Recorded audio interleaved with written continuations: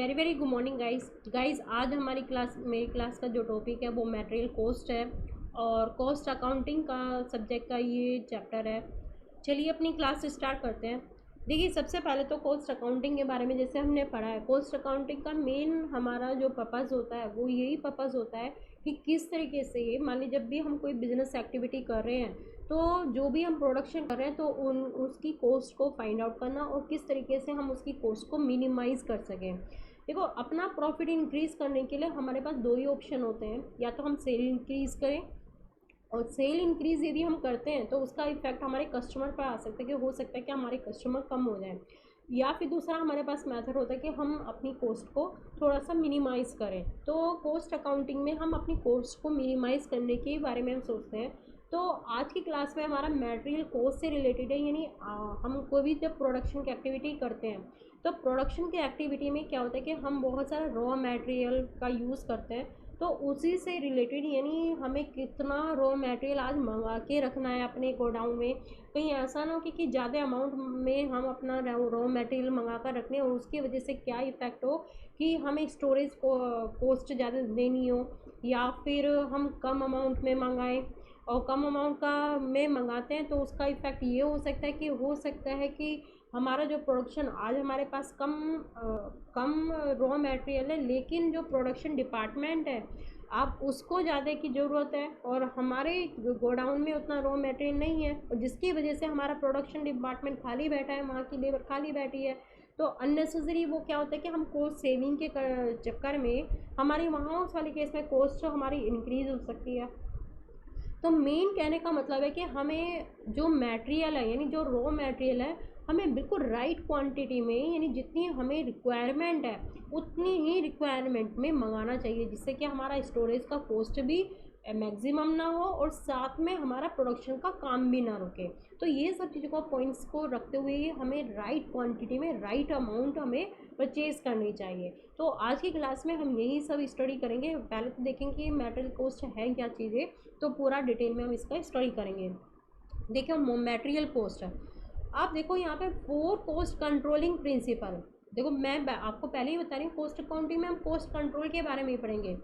4 cost controlling principal, हमारे 3 principal होते हैं जिससे कि हम कॉस्ट को कंट्रोल कर सकें। 3E जैसे इकोनॉमी, एफिशिएंसी, इफेक्टिवनेस। इकोनॉमी का मतलब है हम कम से कम, हमारा थोड़ा सा कम खर्च हो। एफिशिएंसी, और या हम एफिशिएंसी से यूज़ करें। एफिशिएंसी का मतलब जैसे लेबर लगी है हमारे उसमें, तो लेबर लगी है तो लेबर का एफिशिएंटली यूज़ करें, इफ़ेक्टिवली यूज़ करें, जिसकी वजह से हम लेबर का और रॉ मटेरियल का पूरा इफ़ेक्टिवली यूज़ करें, एफिशिएंट पूरा उनसे एफिशिएंटली काम लें, तो हमारे क्या होगा कि यहाँ पे कॉस्ट कम होगी। ठीक है, तो ये चीज़ों हमें तीनों का प्रिंसिपल का ध्यान रखना होता है। ये is applied for cost element. क्या कॉस्ट एलिमेंट में हमें 3 प्रिंसिपल फॉलो करने होते हैं। अच्छा, सबसे पहले तो क्या है, इम्पोर्टेंस ऑफ प्रॉपर रिकॉर्डिंग या control of material are as follow. कोई भी मटेरियल है, अब मटेरियल का हम कैसे कंट्रोल करते हैं, तो उसके लिए हमें क्या है, सबसे पहले पूरा प्रॉपर रिकॉर्ड रखना होता है। जो प्रॉपर रिकॉर्ड रखते हैं और जो हम मटेरियल का कंट्रोल करते हैं उसके इम्पोर्टेंस क्या है। हमने कहा कि हमें मटेरियल का इस तरीके से रिकॉर्ड रखना है या मटेरियल को इस तरीके से यूज़ करना है कि जिससे कि हमारी कॉस्ट कम से कम हो। तो वही चीज़ हम कह रहे हैं कि उसका हमारा इम्पोर्टेंस क्या है। देखो इम्पोर्टेंस वही हो गया कि जिससे हमारी कॉस्ट कम हो, लेकिन थोड़ा सा देख लेते हैं। एक तो क्या होता है कि जब हम प्रॉपर रिकॉर्ड रखते हैं अपने रॉ मटेरियल का और उस मटेरियल का कंट्रोल करके रखते हैं, तो हमारा जो फाइनल प्रोडक्ट है उसकी क्वालिटी भी अच्छी इंक्रीज़ होती है। अच्छी क्वालिटी का इंक्रीज़ होने का मतलब है आज मैंने रॉ मटेरियल अपने गोडाउन में पूरी अच्छी प्रॉपर अमाउंट में मंगा के रखा है, तो कल को जो प्रोडक्शन डिपार्टमेंट है, प्रोडक्शन डिपार्टमेंट में ये रॉ मटेरियल मैंने पूरी प्रॉपर अमाउंट में मंगा कर रखा है, तो कल ये प्रोडक्शन डिपार्टमेंट को जब ये रॉ मटेरियल की ज़रूरत होगी तो उसे प्रॉपर अमाउंट में उसे एक एट ए राइट टाइम मैं उसको ये रॉ मटेरियल प्रोवाइड कर दूँगी, है ना, क्योंकि उसका काम नहीं रुकेगा।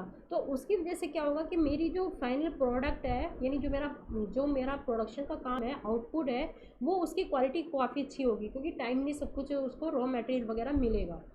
Next, price of final product. अब देखो मैंने राइट टाइम पे राइट रॉ मटेरियल परचेज किया है, तो राइट क्वांटिटी में परचेज़ किया, तो उसकी वजह से क्या होगा कि मैंने स्टोरेज कॉस्ट को अपनी कम किया है, यानी एकदम से बहुत अमाउंट में रॉ मटेरियल नहीं मंगाया, बिल्कुल राइट अमाउंट में मंगाया, स्टोरेज कॉस्ट कम हुई है। दूसरा मैंने बल्क में सामान मंगाया, यानी राइट अमाउंट में मंगाया, तो उसकी वजह से क्या हुआ, मेरा परचेजिंग कॉस्ट भी मेरी कम हुई है। तो यहाँ पर जब मेरी कॉस्ट कम हुई है, तो अब देखो, यदि मेरी किसी भी प्रोडक्ट की कॉस्ट कम है तो मैं अपना प्रॉफिट मार्जिन वही रखकर, जो भी मुझे प्रॉफिट मार्जिन रखना है मैं तो अपना प्रॉफिट मार्जिन वही रखूँगी। प्रॉफिट मार्जिन उसमें ऐड करके मैं अपनी फाइनल सेल प्राइस निकालती हूँ। जब मेरी कॉस्ट कम होगी तो मेरी सेल प्राइस भी क्या होगी, यहाँ पे कम होगी। तो यही कहने का मतलब है कि यदि मैं कॉस्ट को, रॉ मटेरियल को इफ़ेक्टिवली कंट्रोल करके यूज़ करूँ, यानी उसको रॉ मटेरियल मैं अच्छे तरीके से, यानी एक्स्ट्रा भी ना मंगाऊँ और कम भी ना पड़े मेरे प्रोडक्शन डिपार्टमेंट में, सही अमाउंट में मंगाऊँ, तो उससे क्या होगा कि मेरी फाइनल जो प्रोडक्ट है उसके भी प्राइस बिल्कुल सही होती है। ठीक है, नेक्स्ट है प्रोडक्शन कंटिन्यूटी। वही मैं कह रही हूँ बार बार कि आज मैंने स्टोर है, स्टोर में मैंने रॉ मटेरियल राइट अमाउंट में मंगा के रखा, तो वही कल को प्रोडक्शन डिपार्टमेंट को कहीं इसकी ज़रूरत होती है तो एकदम से मैं उसको प्रोवाइड कर दूँगी। तो उससे क्या होगा कि मेरी प्रोडक्शन का डिपार्टमेंट का काम कंटिन्यू, एज ए कंटिन्यू चलता रहेगा, रुकेगा नहीं। देखो मोटा मोटा ऐसा समझ लो, आज मैं क्या हूँ, मैं स्टोर डिपार्टमेंट हूँ, यानी जहाँ पर मेरा रॉ मटेरियल मेरा रहता है। अब कहीं से मैं रॉ मटेरियल ख़रीदने गई, चलो अब दो शॉपकीपर हैं, एक शॉपकीपर ने मुझसे बोला कि यदि आप मुझसे बल्क में लेके जाओगे तो मैं 10,000 रुपये पर पीस ऐसे लगाऊंगा, कोई भी रॉ मटेरियल है। मैंने कहा ठीक है। दूसरे ने, उसने बोला जो 10,000 बोला कि मैं तब लगाऊंगी जब आप मुझसे 100 पीस लोगे, ठीक है। मैं दूसरे के पास गई, उसने बोला कि मैं पर मटेरियल पर उसके पीस के मैं 11,000 लूँगा, लेकिन अब आपके ऊपर चॉइस है, आप कितने भी ले सकते हो। मैंने कहा ठीक है। अब मेरा यहाँ पे जो मेरा स्टोर है, मैं रॉ मटेरियल को परचेज़ करती हूँ, अपने स्टोर में रखती हूँ। अब मुझे लगा कि मैं 10,000 का प्राइस लग रहा है, मैं 100 मटेरियल मैं ख़रीद लेती हूँ, और यहाँ पे उसने बोला कि 11,000 का प्राइस लगे, चाहे तुम कितने भी खरीदो। प्रोडक्शन जो मेरा डिपार्टमेंट में यहाँ पर ज़रूरत जो होती है वो सिर्फ 10 पीसेस की ज़रूरत होती है। अब मैंने सोचा है, यहाँ पर ये मिस्टर ए हैं दुकानदार जिन्होंने मुझे कोटेशन दी, और मिस्टर बी हैं। मैंने सोचा कि यदि मैं इनसे 100 में ख़रीद लेती हूँ तो मुझे 10,000 का एक पीस पड़ रहा है, तो सस्ता पड़ रहा है, बहुत ही मेरी बचत हो जाएगी आज। तो मैं इनसे क्या करती हूँ कि 100 के 100 पीस मैं यहाँ पर ख़रीद लेती हूँ। अब मैं ख़रीद के तो ले आई 10,000 के बेस पर एक पीस, लेकिन कल को स्टोर में रखने के लिए भी मुझे सामान चाहिए। तो मैंने अब अलग से कहीं क्या लिया, एक गोडाउन किराए पे लिया। अब गोडाउन का किराया क्या हुआ, वहाँ पे उन्होंने बोला कि हम तुमसे 50,000 रुपये एक महीने का किराया लेंगे। मैंने यहाँ तो सेविंग करी, यानी 11,000 का यहाँ पे पर पीस दे रहा था, लेकिन 10,000 यहाँ का मुझे 1,000 की सेविंग की, 1,000 यानी 100 पीस पर लगा लो, मैंने 1,00,000 रुपये की बचत की है। लेकिन मेरा गोडाउन में, यहाँ पर गोडाउन में जो किराया एक महीने का, वो कितना लग गया यहाँ पे, 50,000। ये मेरा साल भर की यूनिट्स थी 10,000, तो यानी मैं 12 के महीने से हिसाब से लगाऊँ तो मेरा तो गोडाउन का बहुत ज़्यादा किराया चला गया, है ना। और प्रोडक्शन डिपार्टमेंट में यहाँ पे मेरा सिर्फ 10 ही यूनिट्स की ज़रूरत थी, तो ये तो मुझे एक्स्ट्रा में यहाँ पे गोडाउन लेना पड़ा। अच्छा, यहाँ दूसरा केस ये हो सकता है कि मेरा जो दूसरा शॉपकीपर था जिससे मैंने कोटेशन ली थी, उसने मुझे 11,000 बोले, तो उसने बोला कि आप कितने भी पीस खरीद सकते हो। तो मैंने सोचा कि चलो अभी ज़्यादा पीस क्या ख़रीदने की ज़रूरत है, मैं अभी 2 ही पीस ले लेती हूँ। मैंने 11,000 के बेस पर ले लिया, तो यानी 22,000 का मैंने सामान खरीद के रखा। अब कल को प्रोडक्शन डिपार्टमेंट में वहाँ से एकदम से उन्हें प्रोडक्शन यूनिट्स की ज़रूरत हुई, उन्होंने बोला कि हमारे पास 8 यूनिट भिजवा दो। यहाँ पे तो कितनी थी मेरे पास, 2 ही मैंने खरीद के रखी थी। अब हुआ क्या, मैंने बोला कि अभी तो मेरे पास यहाँ पे 2 यूनिट्स है स्टोर में, तो प्रोडक्शन डिपार्टमेंट ने बोला कि हमें तो चाहिए 8 यूनिट्स, तो मैंने 2 तो भिजवा दी, 6 यूनिट्स क्योंकि कम रही। तो उसकी वजह से क्या हुआ, यहाँ पर जो प्रोडक्शन डिपार्टमेंट था, प्रोडक्शन डिपार्टमेंट में जो लेबर लगी हुई थी वो लेबर खाली बैठी रही। अब उस लेबर को तो मुझे कॉस्ट देनी पड़ी, लेबर कॉस्ट वगैरह देनी पड़ी, तो एक तरीके से बेटा मेरा यहाँ पे ये एक्सपेंसेस बैठ गया। तो इस आज के जो क्लास है, आज की क्लास में हम यही पढ़ेंगे कि हमें कितनी राइट क्वांटिटी में और कितनी राइट क्वांटिटी में कितना रॉ मटेरियल हमें ख़रीदना चाहिए, जिससे कि हमारी कॉस्ट कम से कम हो और हमारा प्रोडक्शन डिपार्टमेंट का भी प्रोडक्शन ना रुके। यदि हम सही राइट में ख़रीदते हैं तो उसका फ़र्क क्या होता है कि हमारी कॉस्ट तो कम बैठती है रॉ मटेरियल की, दूसरा हमें स्टोरेज का कोई खर्चा नहीं होता, और तीसरा जब हमारी कॉस्ट कम होती है तो हम अपना प्रॉफिट मार्जिन ऐड करके उसमें हमारी जो फाइनल प्रोडक्ट की प्राइस आती है वो भी हमारी कम ही रहती है। ठीक है, और हमारा प्रोडक्शन भी कंटिन्यू रहता है, प्रोडक्शन रुकता ही नहीं है। Next, cost of stock holding and stock out. वही चीज़ है यहाँ पे, होल्डिंग का मतलब है, स्टॉक होल्डिंग कॉस्ट का मतलब है स्टोरेज कॉस्ट। जैसे मैंने यहाँ पे एक सामान खरीदा था, फिर उसके लिए मुझे अलग से एक गोडाउन लेना पड़ा, जैसे जहाँ पे रेंट मुझे 50,000 रुपये पर महीना देना पड़ रहा था। तो यही है कि कॉस्ट ऑफ स्टॉक होल्डिंग, यानी जो मैंने आज रॉ मटेरियल ख़रीदा है उसको होल्ड करने का, यानी उसको स्टोरेज करने की कॉस्ट है। जब मैं राइट अमाउंट में ख़रीदूँगी तो ये मेरी कॉस्ट कम से कम होगी। क्लियर। फिर वेस्टेज एंड अदर लॉसेज। हो सकता है आज मैं गोडाउन में रख रही हूँ तो गोडाउन में हो सकता है जंग वगैरह लग जाए या कोई भी रस्ट लग जाए, कोई ये भी चीज़ें हो सकती हैं, तो वो भी वेस्ट या लॉसेज हो सकती हैं। Regular information about resources. अब क्या होता है कि जब मैं राइट अमाउंट में ही मटेरियल खरीदती हूँ तो मुझे पूरी रेगुलर इन्फॉर्मेशन रहती है रिसोर्सेज के। ठीक है, तो ये हमें फ़ायदा होता है कि जब हम राइट अमाउंट में मटेरियल खरीदते हैं। अच्छा, दूसरा, ये तो हमें इम्पोर्टेंस हमने देख ली।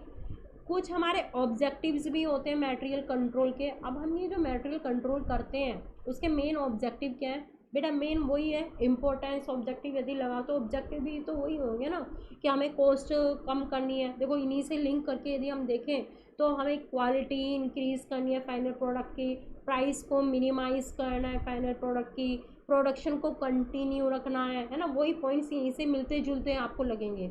और कॉस्ट होल्डिंग, यानी कॉस्ट जो स्टॉक होल्डिंग की कॉस्ट है वो मिनिमाइज़ करनी है, वेस्टेज को हमें कम से कम करना है, रिड्यूस करना है, एडिक्यूट हमें इंफॉर्मेशन मिलती रहे। तो वही ये सारे पॉइंट्स को हम उसी हिसाब से वो चेंज कर देंगे। तो ये हमारे हो गए objective.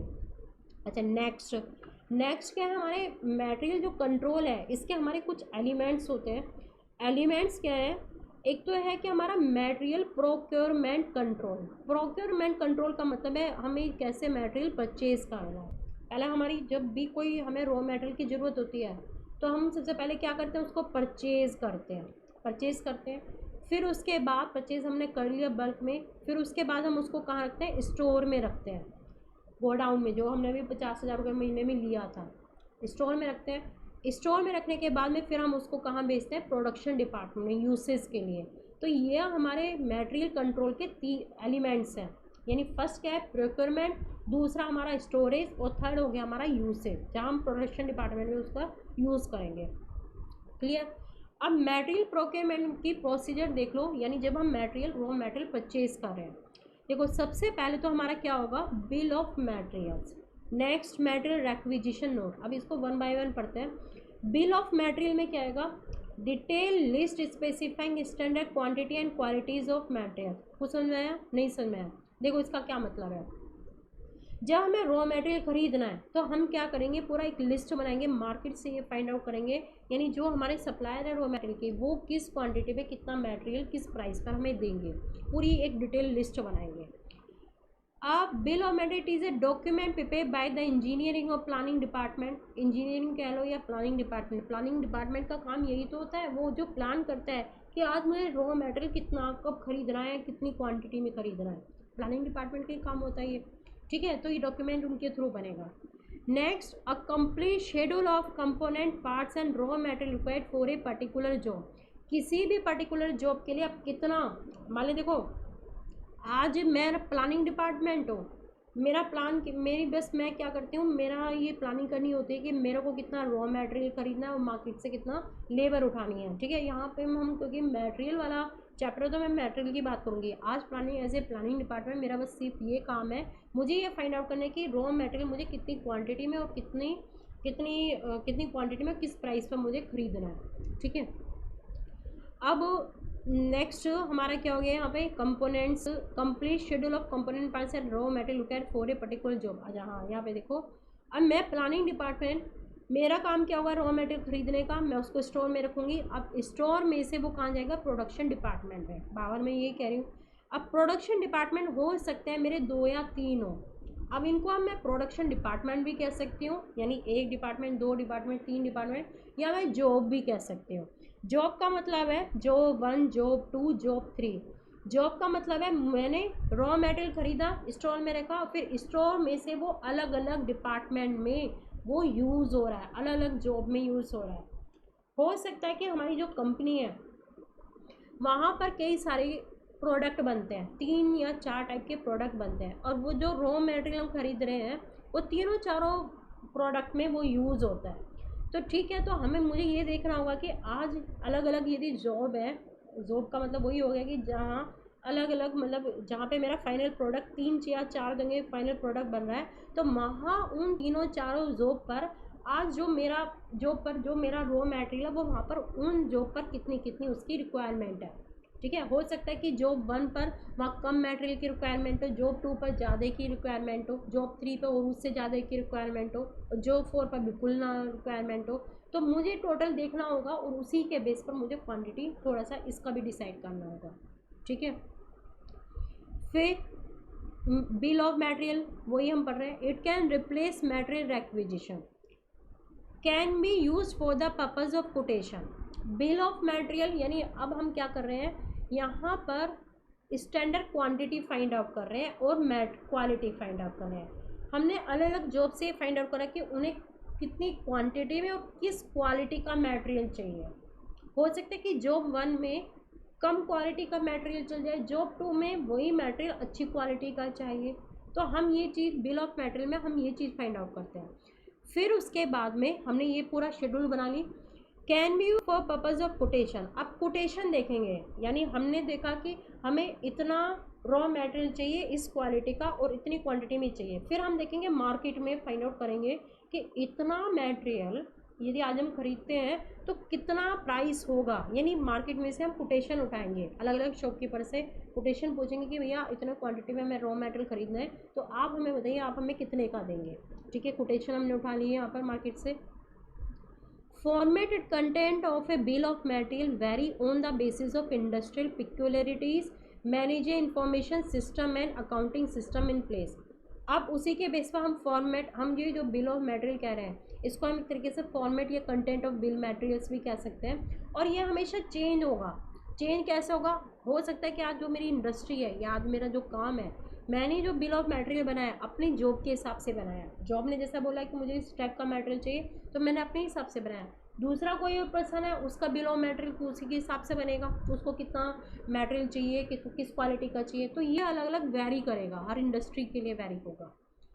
Users of bill material marketing department, production department, store department, cost accounting department. अब यहाँ पे देखो बिल ऑफ मटेरियल जो बना है प्लानिंग डिपार्टमेंट ने बनाया है, अब इसका यूसेस कौन कौन यूज़र होंगे, इसके बिल ऑफ मटेरियल्स के कौन यूज़र होंगे, परचेजिंग डिपार्टमेंट, क्योंकि इसी के बेस पर मैं एज ए परचेजिंग डिपार्टमेंट में मार्केट से उसको परचेज करूँगी रॉ मटेरियल को।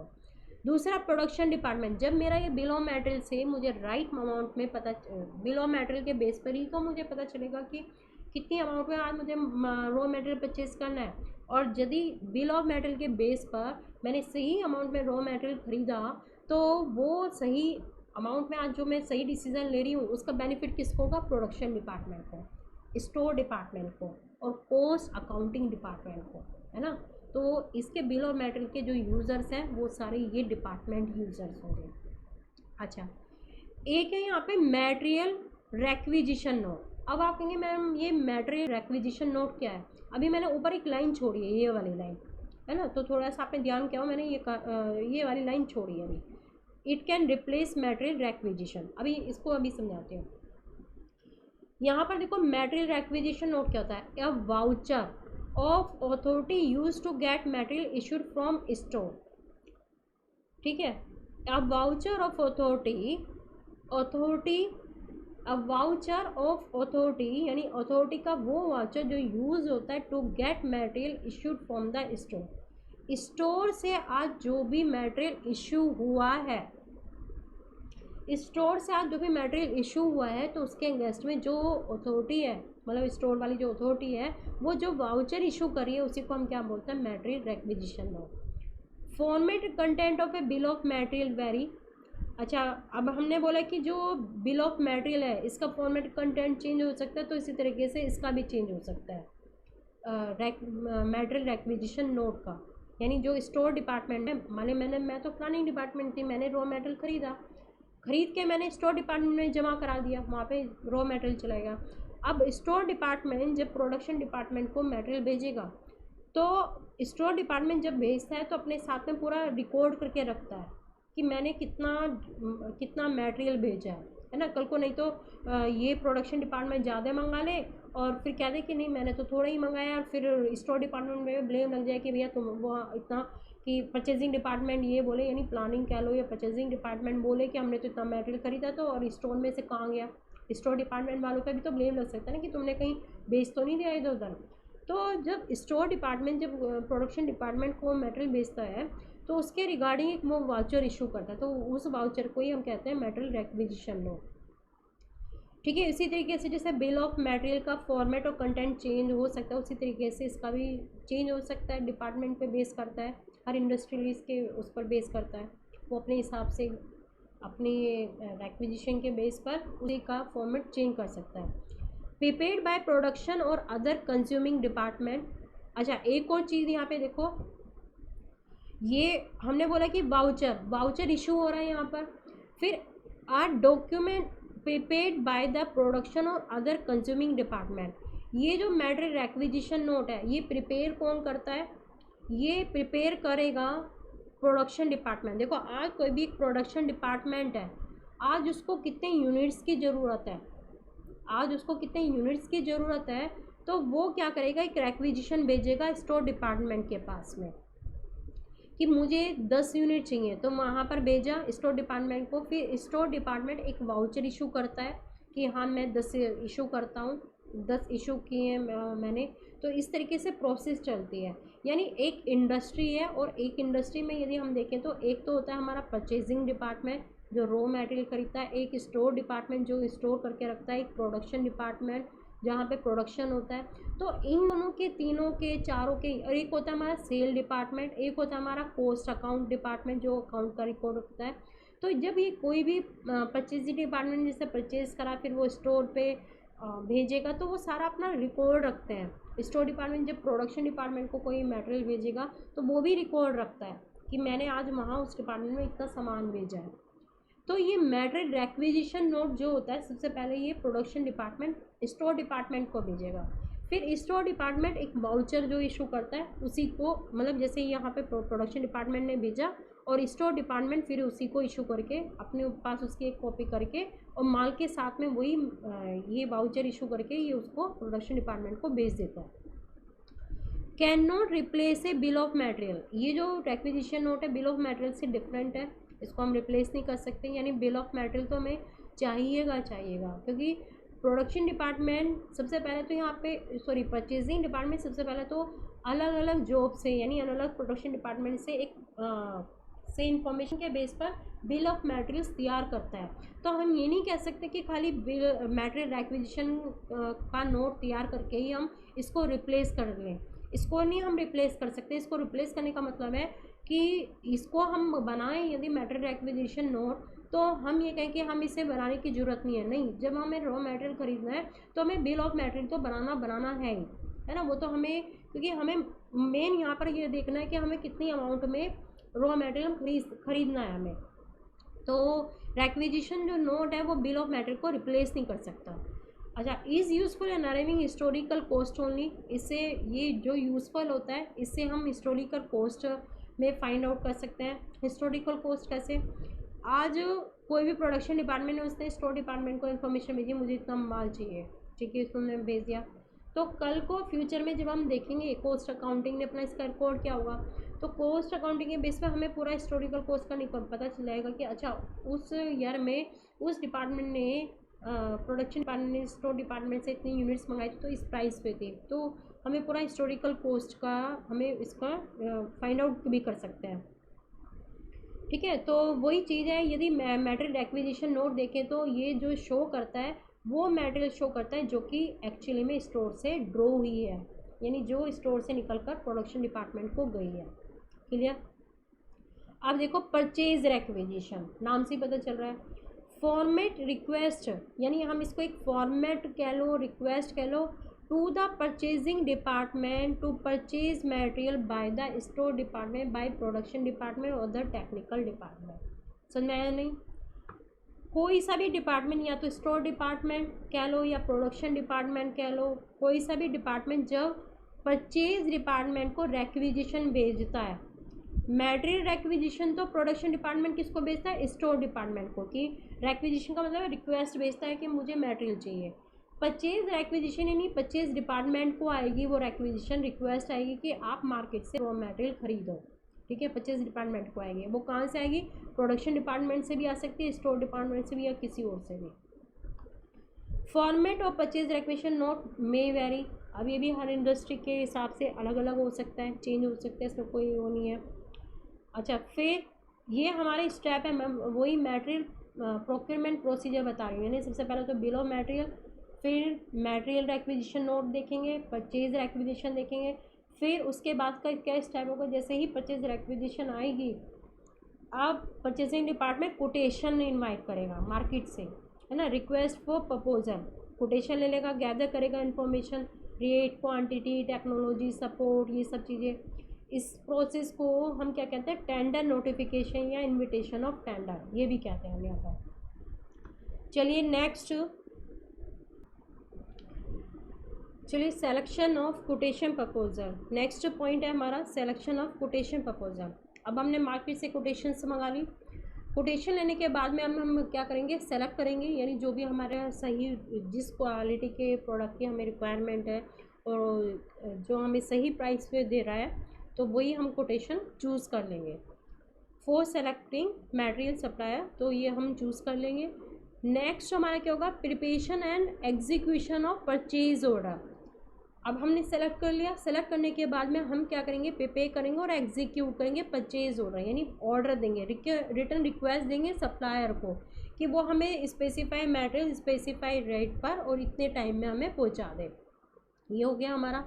Next, receipt and inspection of material. फिर जैसे ही हमने रिक्वेस्ट भेजी है सप्लायर को, आप सप्लायर से को रिक्वेस्ट भेजने के बाद में जब वो सप्लायर हमें माल भेजेगा तो रिसिप्ट लेंगे और इंस्पेक्शन करेंगे कि वो मटेरियल उस टाइप का है या नहीं है। Checking and passing of bills for payment, और फिर उसके बाद चेक करेंगे, मतलब अब हमने रिसीव कर ली, आफ्टर सेटलिंग रिसीव करने के बाद में अब अकाउंटिंग डिपार्टमेंट देखेगा पेमेंट करने का काम, accounts department account section after checking it's accuracy finally certify, accuracy को वो सर्टिफाई करता है, फिर उसके बाद में वो इनवॉइस पेमेंट के लिए वो इशू करेगा। ठीक है, तो मटेरियल प्रोक्योरमेंट प्रोसीजर में हम देखें तो सबसे पहले तो हमारा क्या होता है? बिल ऑफ मटेरियल्स, यानी अलग अलग जॉब के बेस पर हम देखेंगे किस जॉब को कितनी रिक्वायरमेंट है। मटेरियल एक्विजिशन नोट हमने थोड़ा सा वैसे ही बताया है, मटेरियल एक्विजिशन नोट कि अब कितने टाइम में जो जॉब को स्टोर से कितने टाइम में वो एक्विजिशन होगी, उसको मटेरियल की रिक्वायरमेंट होगी, मटेरियल, ये मटेरियल एक्विजिशन नोट उसको बोलते हैं। Purchase requisition, purchase requisition note हम बोलते हैं जब जहाँ पर डिपार्टमेंट यानी जॉब डिपार्टमेंट या प्रोडक्शन डिपार्टमेंट परचेज डिपार्टमेंट को रिक्विजिशन भेजता है ना। तो सबसे पहले तो हमारा प्रोसीजर में यदि देखें तो बिल ऑफ मटेरियल्स होगा, बिल ऑफ मटेरियल के बेस पे डायरेक्ट ही जो परचेसिंग डिपार्टमेंट है वो मार्केट से कोटेशन लेगा, कोटेशन लेने के बाद में सेलेक्ट करेगा, सेलेक्ट करने के बाद में ऑर्डर देगा, ऑर्डर जैसे ही देगा फिर माल रिसीव करेगा, रिसीव करने के बाद में जो डिपार्टमेंट है कोस्ट डिपार्टमेंट वो उसको सही लगता है कि यदि एक्यूरेसी है और उसी के बेस पर फिर वो क्या होगा? पेमेंट होगी। क्लियर यहाँ पर? चलिए, ये हम आ गए मटेरियल प्रोक्योरमेंट कंट्रोल। फिर मटेरियल स्टोरेज कंट्रोल, ये भी होगा हमारा। ठीक है, मटेरियल यहीं पर अभी देख लेते हैं, यहाँ पे मटेरियल स्टोरेज कंट्रोल बाद में देखेंगे। यहाँ पर अभी एक और देखो, यहाँ पे वैल्यूएशन ऑफ मटेरियल रिसीव्ड। हमने बोला कि मार्केट से हम मटेरियल ले रहे हैं, अब उसका वैल्यूएशन कैसे करेंगे? वैल्यूएशन का मतलब वो तो क्लियर हो गया आपको कि हम वहाँ से कोटेशन लेंगे, लेकिन अपने अकाउंट्स में हम कितनी वैल्यू दिखाएंगे? देखो कंफ्यूज नहीं होना, हम जो भी मटेरियल रिसीव करते हैं उसका वैल्यूएशन हम अपनी, यानी जो मटेरियल हमने रिसीव किया उसकी हमें कॉस्ट कितनी पड़ी है, ये कॉस्ट हमें फाइंड आउट करना है।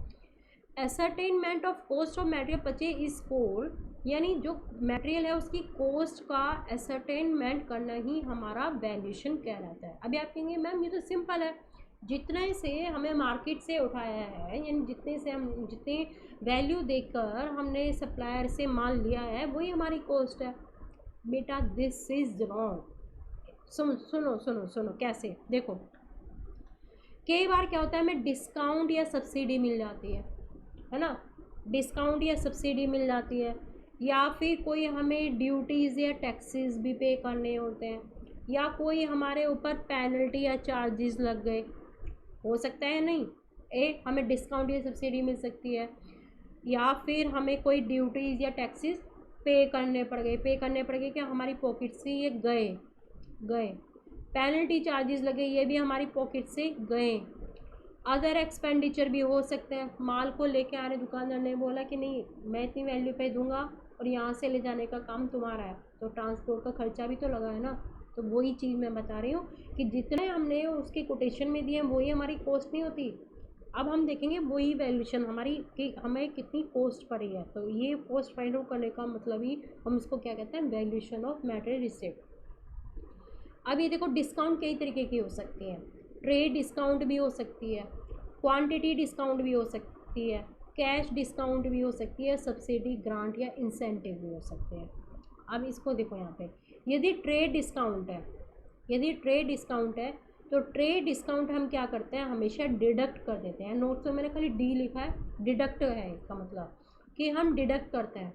यानी कोई 10,000 का मैंने वैल्यू का सामान ख़रीदा है और मुझे कोई ट्रेड डिस्काउंट मिल गई 1,000 की, तो 1,000 की माइनस करने के बाद में यानी जो बचा है मुझे, मैं 9,000 का दिखाऊंगी, इसको 9,000 का मैं शो करूँगी, ये डिडक्ट करके दिखाऊंगी। क्वांटिटी डिस्काउंट, क्वांटिटी का मतलब मैंने लार्ज अमाउंट में ख़रीदा, वही डिस्काउंट नहीं है, तो ये भी वही ट्रेड डिस्काउंट का ही पार्ट है, तो ये भी मैं डिडक्ट करके दिखाऊंगी, यानी अपनी बुक्स में मैं 9,000 की दिखाऊंगी। अच्छा, कैश डिस्काउंट कभी भी हम डिडक्ट नहीं करेंगे। मान लें मुझे 10,000 की वैल्यू का मैंने सामान ख़रीदा और मुझे 1,000 की कैश डिस्काउंट मिली है, तो मेरी जेब से तो कितने का गया है, 9,000 गया है, लेकिन मैं बुक्स में कितना दिखाऊंगी, 10,000 का दिखाऊंगी, और ये अलग से कैश डिस्काउंट का एक अलग से पार्ट दिखाऊंगी। जैसे हम अकाउंटिंग में करते हैं ना, 11th-12th में पहले बचपन में करते थे कि ट्रेड डिस्काउंट को हम शो करते थे, सॉरी ट्रेड डिस्काउंट को नहीं शो करते लेकिन कैश डिस्काउंट को शो करते थे, है ना। तो वही चीज़ यहाँ पे है कि कैश डिस्काउंट को हम डिडक्ट नहीं करेंगे, वो डिडक्ट नहीं करेंगे का इसका मतलब है कैश डिस्काउंट हम अपनी बुक्स में शो करेंगे, है ना। और जबकि ट्रेड डिस्काउंट को हम शो नहीं करेंगे तो इसलिए हम डिडक्ट करके लिखेंगे। सब्सिडी ग्रांट या इंसेंटिव यदि ये है तो ये भी हम डिडक्ट करेंगे, ठीक है, क्लियर हो गया। सब्सिडी डिस्काउंट और इंसेंटिव का मतलब यही है कि गवर्नमेंट की तरफ से हमें कोई सब्सिडी मिल गई है, सब्सिडी मिली है तो वो हम डिडक्ट करके दिखाएंगे, हम उसको सब्सिडी को शो ही नहीं करेंगे, डिडक्ट करके साफ साफ दिखाएंगे। अच्छा, कोई हमने ड्यूटीज़ या टैक्सेस वगैरह पे किए, तो रोड टैक्स या टोल टैक्स, तो ये हमारी कॉस्ट में इंक्लूसिव होगा। IGST पे किया है। अब देखो GST के केस में ये हम क्या करते हैं, एक्सक्लूड करके दिखाता है, थोड़ा सा ऐसा समझ लो, यदि तुमने GST पढ़ा है तो तुम समझ गए होंगे। मान लिया आज मैंने 10,000 का सामान ख़रीदा है, 10,000 पे मैंने 1,200 की कोई भी GST पे किया है, IGST पे किया है, सपोज कर लो IGST पे किया, ये मैंने परचेज़ किया है, और मेरी कैश कितना गया है यहाँ पे, मेरी पॉकेट से कैश गया है यहाँ पे 11,200 का, ये purchase account debit, IGST account debit to cash, journal entry ऐसी बनती है। तो मैं परचेज़ कितने में दिखाऊंगी, यहाँ पे 10,000 का ही तो दिखाऊंगी ना, ये तो मेरा IGST गया है, टैक्स गया है, तो ये तो मेरी एक तरीके से असेट्स है ना। अभी आप ऐसे समझ लो, यदि आप लोगों ने GST नहीं पढ़ा है तो कल मान लिया कोई भी जब रॉ मटेरियल मैं खरीदती हूँ, मेरी जेब से मान लिया 11,200 रुपये गए हैं, तो मैं 11,200 नहीं दिखाऊंगी, यानी उसमें से GST की जो भी अमाउंट है, चाहे वो IGST है, CGST है, SGST है, इसको एक्सक्लूड करके दिखाऊंगी, ठीक है। तो एक्सक्लूड करके यानी 10,000 का परचेज दिखाऊंगी, मेरे पास 10,000 का रॉ मटेरियल है, ये मैं अमाउंट एक्सक्लूड करके दिखाती हूँ। कोई कस्टम ड्यूटी मैंने पे की है, कस्टम ड्यूटी को हम इंक्लूसिव करके दिखाएंगे। मान ली मैंने 10,000 का सामान खरीदा है, 10,000 पे मैंने 100 रुपये की कस्टम ड्यूटी दी है। कस्टम ड्यूटी का मतलब है मैंने बाहर से सामान कोई इंपोर्ट किया है, इंपोर्ट के टाइम पे मैंने कोई इंपोर्ट ड्यूटी पे की है, तो ये मैं अपनी बुक्स में मैं 10,000 100 का सामान दिखाऊंगी, ठीक है। क्योंकि जो कस्टम ड्यूटी होती है उसका हम इनपुट टैक्स क्रेडिट नहीं लेंगे। अब आप कहेंगे मैम इनपुट टैक्स क्रेडिट क्या होता है, बेटा इसको भूल जाओ, क्योंकि अभी तुमने जीएसटी वगैरह नहीं पढ़ा है। यदि जीएसटी वगैरह पढ़ा होगा तो तुम्हें बिल्कुल क्लियर हो रहा होगा, यदि नहीं पढ़ा तो थोड़ा सा कन्फ्यूज़न होगा। बस आप इसमें ये सोच लेना, यदि हमारी जब हम रॉ मटेरियल खरीदते हैं और उसमें यदि जीएसटी की अमाउंट है तो वो हम एक्सक्लूड करके दिखाएंगे, और यदि कस्टम की अमाउंट है तो वो हम इंक्लूसिव करके दिखाएंगे, ठीक है। ऐसे ऐसा मोटा मोटा समझ लो। अच्छा अब देखो, यदि पेनल्टी और चार्जेस देखो, अब मैं यदि पूछूं पेनल्टी या चार्जेस हमको ऐड करके दिखाएंगे, बिल्कुल भैया ऐड करके दिखाएंगे, है ना। डीमरेज भी हमारी हो सकती है, डिटेंशन चार्जेस भी हो सकते हैं, पेनल्टी भी होती है। अब यहाँ पे देखो एक चीज़ देखो, यहाँ पे देखो हर तरीके की पेनल्टी हम इंक्लूड करके नहीं दिखाएंगे। मान लिया आज मैंने 10,000 का सामान खरीदा, 10,000 पे मुझे कुछ पेनल्टी लग गई किसी भी टाइप की, तो माल तो मेरे पास 10,000 का है ना, पेनल्टी तो वो तो गवर्नमेंट डिपार्टमेंट को गई या किसी को गई है, तो वो पेनल्टी मेरा इसमें इंक्लूड नहीं होगा। बाकी कुछ डिमरेज चार्जेस देखो क्या होते हैं यहाँ पे।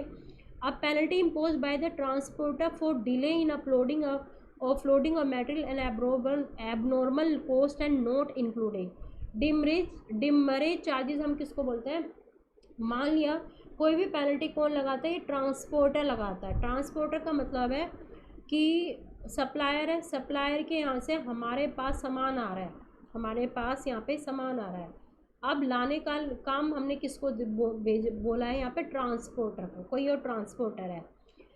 अब पेनल्टी उसने ट्रांसपोर्टर ने लगाई है, क्यों, फॉर डिले इन अपलोडिंग और offloading of material and abnormal cost. कहने का मतलब है मैंने किसी ट्रांसपोर्टर को बोला कि भैया सप्लायर के यहाँ से माल ले आओ, तो उसने बोला कि ठीक है कितने बजे जाना है, तो मैंने कहा कि 10 बजे चले जाओ, और वो सप्लायर आपको माल लोड करके वो आपको दे देगा। ट्रांसपोर्टर ने बोला ठीक है, और 10 बजे मैं चला जाता हूँ, और 10 बजे के बाद मैं 1 घंटा मुझे आने में लगेगा, मैं आपके यहाँ पे 11 बजे माल उतार दूँगा, ठीक है, या उतरवाने का काम आप ही करेंगे। मैंने कहा ठीक है, मैं अपने लेबर से करवा लूँगी। ट्रांसपोर्टर को बोला मैंने, उसने ट्रांसपोर्टर ने फिर मुझसे ये भी बोला कि देखो मैं 10 बजे जाऊँगा, 11 बजे आपके यहाँ पर माल उतार दूँगा, नोट उतरवाऊँगा, मैं ला के यहाँ पे करूँगा, आपको लड़कों से उतरवाना होगा। लेकिन फिर 11 बजे मैं आऊँगा तो मुझे दूसरा कहीं और भी सामान लेके कहीं जाना है या पहुँचाना है, ऐसा है उसने बोला। और यदि मुझे कहीं पे मैं आपके काम की वजह से डिले हो गया तो आप पे पेनल्टी लगेगी, ठीक है, डिमरेज चार्जेस लगेंगे, क्योंकि मैं आपकी उस डिले की वजह से मेरा कहीं और नुकसान हो जाएगा। समझ में आ रहा है यहाँ पे। अब मान लिया कहीं penalty impose bye transporter for delay in uploading, या तो सप्लायर के यहाँ से ही डिले हो गई, हमने 10 बजे तो भेज दिया लेकिन माल अपलोड होने में ही वहाँ पे डिले हो गई, या फिर हमारे पास जब सामान वो ट्रांसपोर्टर पूरे टाइम से लिया है लेकिन हमारे पास वो उस समय लेबर नहीं थी, तो ऑफलोडिंग में ही हमें टाइम लग गया, तो उसकी वजह से ट्रांसपोर्टर ने डिमरेज चार्जेस हमारे ऊपर लगा दिए। अब ये जो डिमरेज चार्जेस हैं ये क्या है, एक एबनॉर्मल लॉस है। एबनॉर्मल लॉस का मतलब है जो नॉर्मल नहीं होती, यानी जिस पर कि हमारा कंट्रोल होता है, ठीक है। ये कंट्रोल हो सकता था यदि सप्लायर टाइमली अपलोड कर देता या हम टाइमली अनलोड कर लेते, तो एबनॉर्मल लॉस कभी भी हमारा कोस्ट का पार्ट नहीं होता था, ध्यान रख लेना हमेशा। एबनॉर्मल लॉस आगे भी पढ़ोगे मेटेरियल के केस में या किसी भी केस में, एबनॉर्मल यदि हमारा कोई भी मटेरियल हैंडलिंग में या किसी भी टाइम में लॉस हो रहा है तो हमारा वो मटेरियल का कॉस्ट नहीं होता, बल्कि वो एबनॉर्मल लॉस हमारा किस में होता है, cost profit and loss account का पार्ट होता है, ठीक है। मटेरियल यानी परचेज, यदि मैं लिंकेज कराऊँ, मटेरियल का जो पार्ट होता है वो हमारा नॉर्मल लॉस का होता है जनरली जो होता है, क्योंकि नॉर्मल लॉस तो जैसे इवेपोरेशन से या कई बार हैंडलिंग में जो लॉस होता है तो वो हमारा मटेरियल का ही पार्ट होता है। कंफ्यूजन तो नहीं हो रहा। देखो मैं इसको थोड़ा सा इजी लैंग्वेज में से समझा देती हूँ। आज मैं मान लिया 10 बोरे चीनी के खरीद रही हूँ, 10 बोरे चीनी के खरीद रही हूँ, तो 10 बोरी चीनी के बदले में मैं कितने दे रही हूँ, सपोज करो मुझे रेट नहीं, मैं ऐसे ही बोल रही हूँ 1 किलो जो है यहाँ पर एक बोरे बोले मैंने, और एक बोरे में कितने हैं, 100 किलो हैं। ठीक है, 10 बोरे खरीदे तो 10 इंटू 100 1000 किलो हो गए। और इंटू मैं रेट जो है यहाँ पे 1 केजी के मैं मान लेती हूँ 40, तो समथिंग इतना जो टोटल रेट बैठ गया मेरा, कितना बैठ गया, 40,000 रुपये की मेरी कॉस्ट बैठ गई। अब मैं जो बोरे लेके आ रही हूँ उसमें हो सकता है कि थोड़ा बहुत नॉर्मल लॉस हो जाए भैया, अपलोडिंग में अनलोडिंग में थोड़ा बहुत लीकेज हो सकता है ना, या कोई ऐसे मैं रॉ मटेरियल में ऐसे गैस मंगा रही थी जो इवेपोरेशन हो सकती है। अब मेरे यहाँ पर जो 10 बोरे तो आए, लेकिन वो आने के बाद में 10 नहीं रहे और कि 9.8 रहे। 9.8 का मतलब है उसमें से 200 ग्राम की वो चीनी वेस्ट हो गई। तो क्या मैं ये अपनी कॉस्ट परचेज़ में जो दिखाऊंगी रॉ मटेरियल मेरा परचेज़ इसमें से कम करूँगी? नहीं, मैं तो अपनी कॉस्ट 40,000 ही दिखाऊंगी ना। तो वही है कि जो नॉर्मल लॉस है वो हमारा मेरा परचेज़ और मटेरियल का ही कॉस्ट होता है, लेकिन जो एबनॉर्मल होता है वो मेरा cost and profit and loss account का पार्ट होता है, वो मटेरियल का पार्ट नहीं होता। तो एबनॉर्मल लॉस इसमें इंक्लूड नहीं होगा। डिटेंशन चार्जेस या fine impose for non compliance of rule and law by any statutory authority. Statutory authority कोई भी गवर्नमेंट की अथॉरिटी हो गई।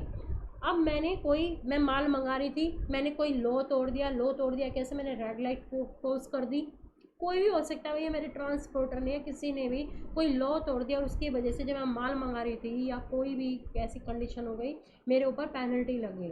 पेनल्टी कितनी, 1000 रुपये लग गई। तो क्या वो मेरा मटेरियल का कॉस्ट होगा? नहीं।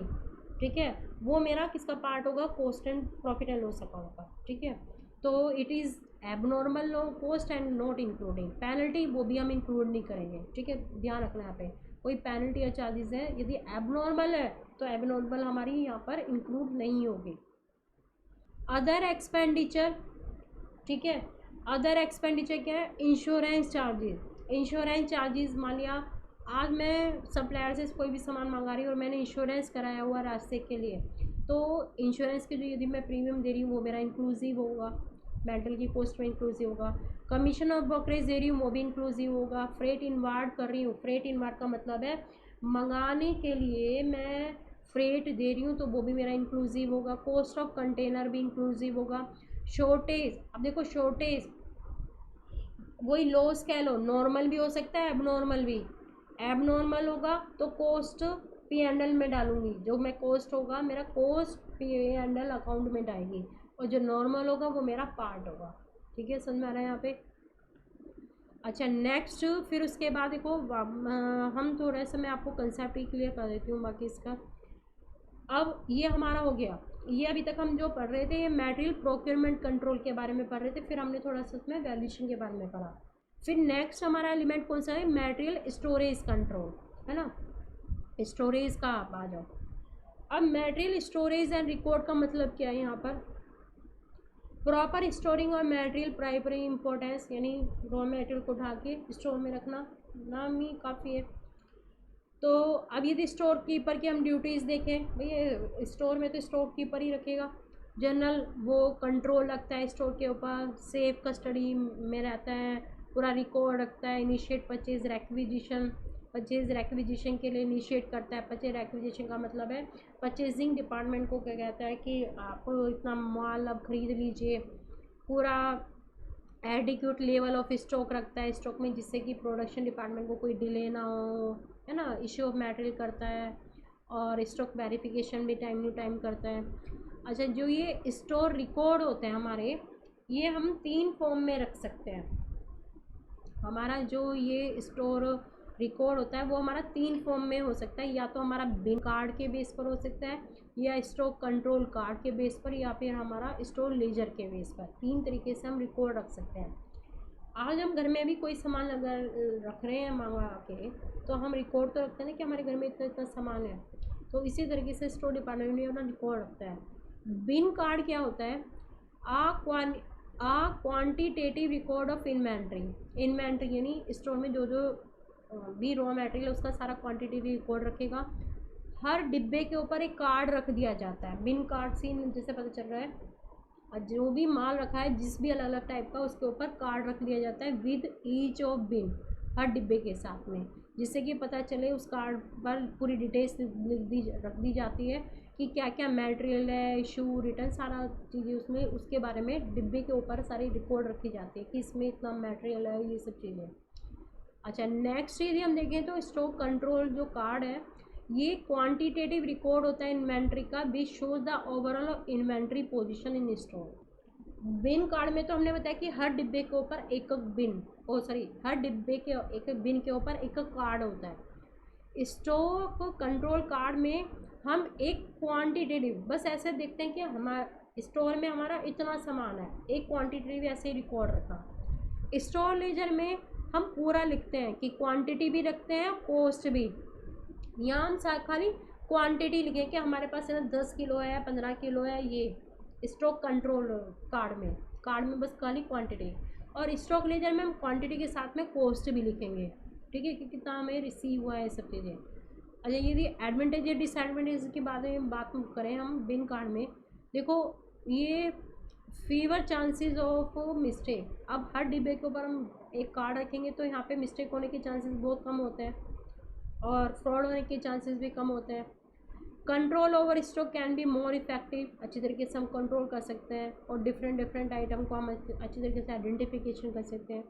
लेकिन डिसएडवांटेज देखें तो थोड़ा सा एक हर डिब्बे के ऊपर कार्ड रखना थोड़ा सा कॉम्प्लिकेटेड मैनर हो जाता है यहाँ पे। Record can be kept in a neat and clean way में तो रख सकते हैं, लेकिन थोड़ा सा टिपिकल है ना, तो ये सब चीज़ें डिसएडवांटेजेस होती हैं। स्टॉक कंट्रोल कार्ड में एडवांटेजेस क्या होंगे हमारे, dispersed over a wide area. अब मान लिया हमारा वाइड एरिया में सामान है तो उसका हमने कंसाइज रिकॉर्ड रख लिया रिटर्न में, तो पूरा वाइड एरिया में जो है वो हमने सिर्फ एक कंसाइज में हमने रिकॉर्ड रख लिया स्टॉक कंट्रोल कार्ड में। Liable to be smeared with dirt and grease. देखो यहाँ पर इसका मैं थोड़ा सा एक चीज़ आपको करा देती हूँ। ये जो हो रहा है यहाँ पे मिसप्रिंट हो रहा है, इसको सही कर लो आप लोग। ये जो पॉइंट है,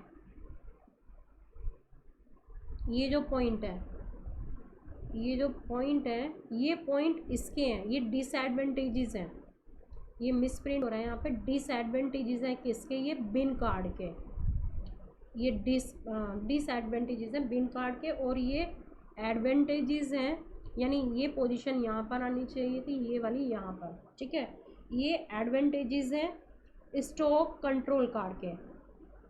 देखो मोटा मोटा ऐसे समझो, बिन कार्ड के हमारे जो भी बिन कार्ड के थ्रू हम क्या कर सकते हैं, हर डिब्बे पे लिखा होता है तो उसके एक वाइड एरिया में हम यदि हम सामान हर समय पूरा हमारे पास ज़्यादा स्टॉक है तो हर डिब्बे के ऊपर कार्ड रखना थोड़ा सा इम्पॉसिबल है, और रखेंगे तो हर डिब्बे में हिसाब रखेंगे तो थोड़ा सा डर्ट और ग्रीज और ये स्मेल, थोड़ा सा ये चीज़ें की हमारी प्रॉब्लम होगी, है ना।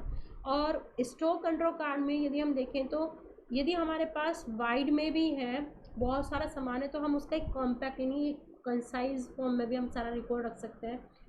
नीट एंड क्लीन वे में हम उसका रिकॉर्ड रख सकते हैं, ओवरऑल आइडिया रहता है हमें स्टॉक पोजीशन का। अच्छा, डिसएडवांटेजेस देखें हमें स्टॉक कंट्रोल इसके, on the spot comparison of physical stock of an item with its book balance is not facilitate. Spot में हम कंपैरिजन नहीं कर सकते फिजिकल स्टॉक का, है ना। और physical identification matter in stock में not been an easy, physical identification easy भी नहीं हो सकता क्योंकि स्टॉक कंट्रोल कार्ड में। अच्छा, स्टोर लेजर में क्या होता है कि यहाँ पे क्या होता है कि हम पूरा क्वांटिटी भी रखते हैं और सारा कॉस्ट का भी हम रिकॉर्ड रखते हैं। It is a being a subsidiary ledger to the main cost ledger. Main cost ledger तो हमारी होती है, उसी का एक सब्सिडरी पार्ट होता है ये। It is maintain by the cost and work accountant, cost या अकाउंटेंट डिपार्टमेंट इसका रिकॉर्ड रखता है। चलो, ये स्टोर डिपार्टमेंट में तो कोई ऐसा कुछ सिंपल है मेन। फिर उसके बाद जो नेक्स्ट, अच्छा ये हमारा हो गया स्टोर डिपार्टमेंट। अभी स्टोर डिपार्टमेंट में ही है इन्वेंट्री कंट्रोल, यानी स्टोर डिपार्टमेंट का हम कंट्रोल कैसे करें। देखो मोस्ट इम्पोर्टेंट है ये, देख लो, बाय सेटिंग क्वांटिटेटिव लेवल। अब हमें क्या करनी है, क्वांटिटी लेवल सेट करने हैं, जैसे रीऑर्डर स्टॉक लेवल। एक होता है रीऑर्डर स्टॉक लेवल, यानी आप स्टोर डिपार्टमेंट में वो, इसका मतलब है रीऑर्डर स्टॉक लेवल का मतलब है व्हेन टू ऑर्डर, हमें ऑर्डर कब करना है, यानी कब स्टोर डिपार्टमेंट परचेज डिपार्टमेंट को बोलेगा, कब परचेज डिपार्टमेंट को रिक्विजिशन भेजेगा कि आप मार्केट से और कुछ परचेज कर लो, ठीक है, व्हेन टू ऑर्डर। तो ये सबसे पहले तो अपने स्टोर में देखेगा कि मेरे पास कितना माल अभी बचा है। तो रीऑर्डर स्टॉक लेवल का मतलब ये है कि व्हेन टू ऑर्डर, हमें कब ऑर्डर करेगा स्टोर डिपार्टमेंट। तो इसके लिए क्या होता है कि यहाँ पे फार्मूला लगता है, फार्मूला हम कैसे देखेंगे, reorder level, R O L का मतलब री ऑर्डर लेवल। हम यहाँ पे स्टोर लेवल क्या देखेगा, जो स्टोर डिपार्टमेंट है वो देखेगा मैक्सिमम कंजम्पशन। देखो कंजम्पशन, कंजम्पशन का मतलब है, मैं समझा देती हूँ आपको, ये जो प्रोडक्शन डिपार्टमेंट है, प्रोडक्शन डिपार्टमेंट कंजम्पशन करता है, भैया प्रोडक्शन इस स्टोर में जो सामान है इसको मंगा कर कौन कंज्यूम कर रहा है, प्रोडक्शन डिपार्टमेंट ही तो कर रहा है। प्रोडक्शन डिपार्टमेंट और उसको रिक्विजिशन बेचता है स्टोर डिपार्टमेंट को, जब भी तो स्टोर डिपार्टमेंट प्रोडक्शन डिपार्टमेंट को बेचता है सामान। कई बार प्रोडक्शन डिपार्टमेंट की मिनिमम कंजम्पशन हो सकता है, एक होता है नॉर्मल, एक होता है मैक्सिमम कंजम्पशन, ठीक है, मैक्सिमम कंजम्पशन। अच्छा, इसी को हम बोलते हैं कि अब स्टोर डिपार्टमेंट, कई बार क्या होता है कि स्टोर डिपार्टमेंट अपने पास में सामान रखे हुए हैं, कई बार तो प्रोडक्शन डिपार्टमेंट से जब मैक्सिमम कंजम्पशन हो रहा है, प्रोडक्शन डिपार्टमेंट लार्ज लेवल पे जल्दी से प्रोडक्शन हो रहा है, तो जल्दी से यहाँ पर रिक्विजिशन आ जाती है स्टोर डिपार्टमेंट में। जब मिनिमम स्पीड से होता है तो थोड़ा सा देर से आती है, समझ रहे हैं ना, जब यहीं पे मैक्सिमम स्पीड से मैक्सिमम कंजम्पशन होता है तो जल्दी से प्रोडक्शन डिपार्टमेंट के पास में माल ख़त्म हो जाएगा तो वो जल्दी भेजेगा स्टोर डिपार्टमेंट को रिक्विजिशन। अब स्टोर डिपार्टमेंट को नहीं पता है कि अभी प्रोडक्शन डिपार्टमेंट कब मेरे पास रिक्विजिशन भेजे, तो वो उसी हिसाब से डिसाइड करता है कि मुझे कब ऑर्डर करना है। तो वो क्या देखेगा, एक तो मैक्सिमम कंजम्पशन, उसको पता है कि प्रोडक्शन डिपार्टमेंट का इतना मैक्सिमम, इतना नॉर्मल और इतना मिनिमम टाइम पीरियड है कंजम्पशन का, ठीक है, उसको आइडिया है। देखो हमारे घर में भी यदि आप देखो, आप आपको तो नहीं मालूम कह सकते, लेकिन आपकी मम्मी को इतना मालूम होता है कि एक महीने में इतना आटा लगना है, ठीक है, हमारे 15 किलो या 20 किलो इतना आटा लगना है, या इतने चावल का कंजम्पशन होना है। कई बार एग्जैक्ट नहीं होता कि 10 या 15 ही, तो आपकी मम्मी को ये मालूम है कि कब हमें मुझे मार्केट से और आटा और कब मंगाना है, तो वो तो आप कहोगे कि मम्मी डिब्बे में आटा देख लेती है कितना खाली है ना। तो वही चीज़ मैं कहना आपको समझाना चाह रही हूँ कि मम्मी को पता है कि अभी डिब्बे में इतना माल बचा है मेरे, यानी इतना आटा बचा है, तो अभी हो सकता है कि बच्चे जो बच्चे हैं, हो सकता है कि बच्चे अभी 1-2 दिन बाहर का फूड मंगाए, है ना। तो बाहर का फूड मंगाएंगे तो यहाँ से क्या होगा, मिनिमम कंजम्पशन होगा, मिनिमम कंजम्पशन होगा, क्योंकि एक तरीके से जब बच्चे बच्चे खाने वाले तो हम बच्चों को मान लेते हैं प्रोडक्शन डिपार्टमेंट, फैमिली मेम्बर्स को, मम्मी का डिपार्टमेंट हो गया यानी स्टोर डिपार्टमेंट, किचन का डिपार्टमेंट हम मान लेते हैं। अभी थे बच्चे, संडे का दिन आने वाला है, सैटरडे संडे, तो मम्मी को पता है कि अब जो होगा मिनिमम कंजम्पशन होगा, यानी बच्चे बाहर आउटिंग पे खाएंगे, डिनर वगैरह बाहर करेंगे, लंच भी बाहर करेंगे, तो यहाँ पर मतलब वहाँ पे मिनिमम कंजम्पशन होगा, तो इसका बर्डन अब यहाँ पे मेरी किचन पर कम होगा, है ना। अच्छा, यदि अब मम्मी को पता है कि मंडे संडे बीत चुका है, मंडे आने वाला है, यानी सब वर्किंग में होंगे, तो अब वहाँ पे मैक्सिमम कंजम्पशन यानी मेरी किचन से ही होगा, तो उसी को मैं कहना समझाना की कोशिश कर रही हूँ। तो मैक्सिमम कंजम्पशन और मिनिमम कंजम्पशन, एक होता है नॉर्मल मीडियम वाला, ठीक है। अच्छा, इसी तरीके से जो टाइम पीरियड, एक होता है हमारा टाइम पीरियड, ये होता है हमारा मंगाने का, एक होता है मिनिमम, एक होता है हमारा नॉर्मल और एक होता है हमारा मैक्सिमम।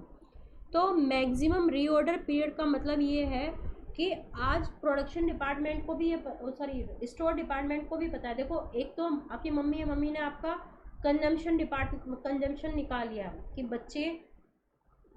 बच्चों का या पूरी फैमिली मेम्बर्स का कितना कंजम्पशन, मैक्सिमम, मिनिमम या नॉर्मल, है ना।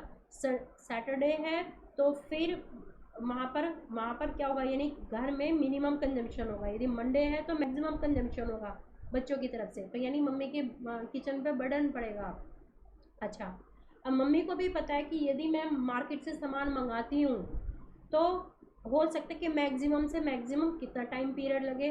टाइम पीरियड वही मैं बात कर रही हूँ, ये जो रीऑर्डर पीरियड है वो टाइम पीरियड की बात है कि कितना आज मैं ऑर्डर करती हूँ, हो सकता है ग्रोफर से ऑर्डर करती हूँ तो कितना मैक्सिमम टाइम में आएगा, या एक हो सकता है नॉर्मल टाइम, कितने नॉर्मल टाइम में आएगा, या फिर एक मिनिमम टाइम। ठीक है, 3 टाइम हो सकते हैं, वही टाइम मैंने यहाँ पर लिखे हैं।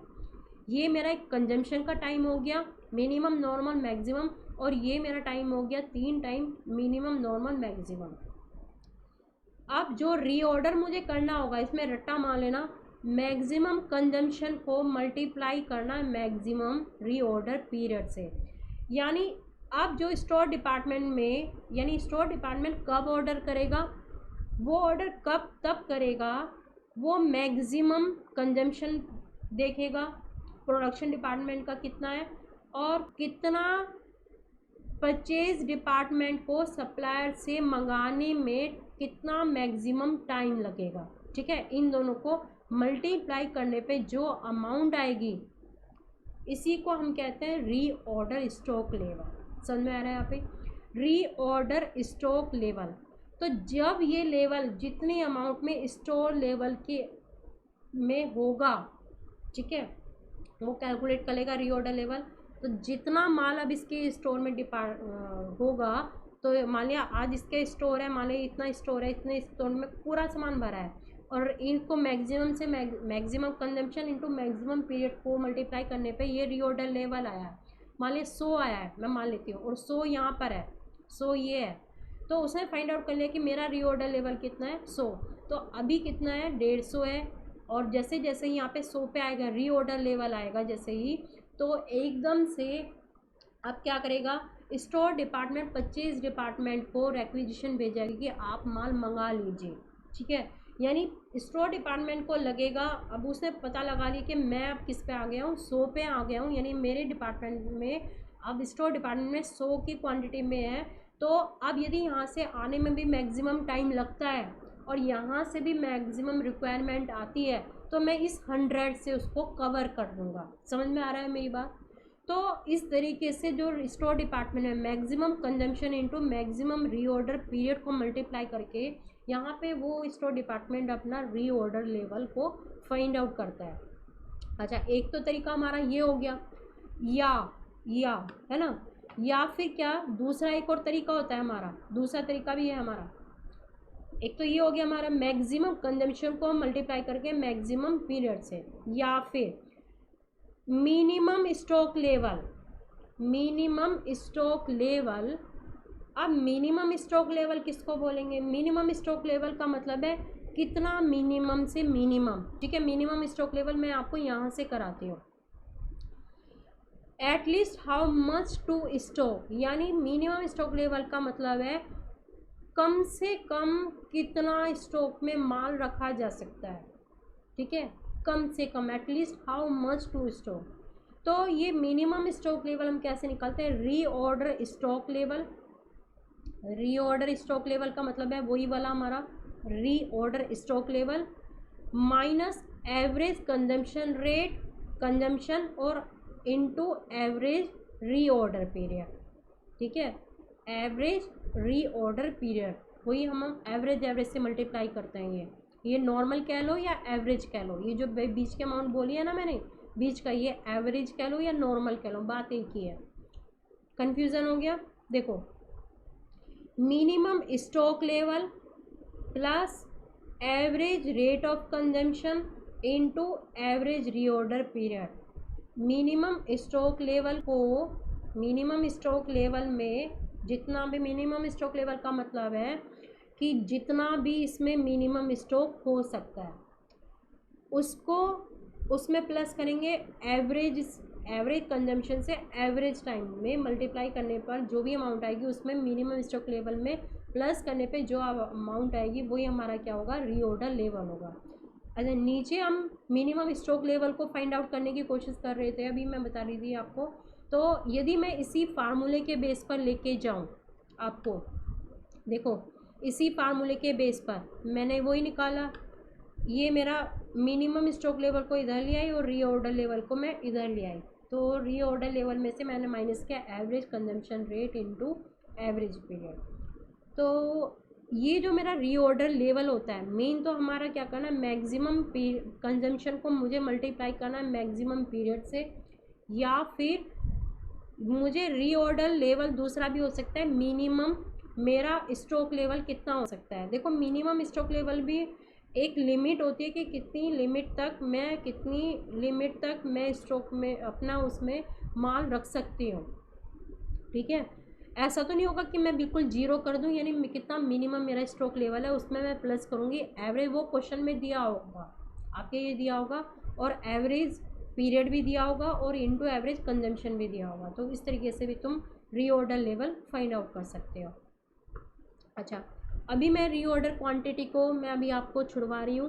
रीऑर्डर क्वांटिटी कह लो या इकोनॉमिक ऑर्डर क्वांटिटी कह लो, और ये जो रीऑर्डर क्वांटिटी है या इकोनॉमिक ऑर्डर क्वांटिटी है, मोस्ट मोस्ट मोस्ट इम्पोर्टेंट है। ठीक है, अभी समझाती हूँ।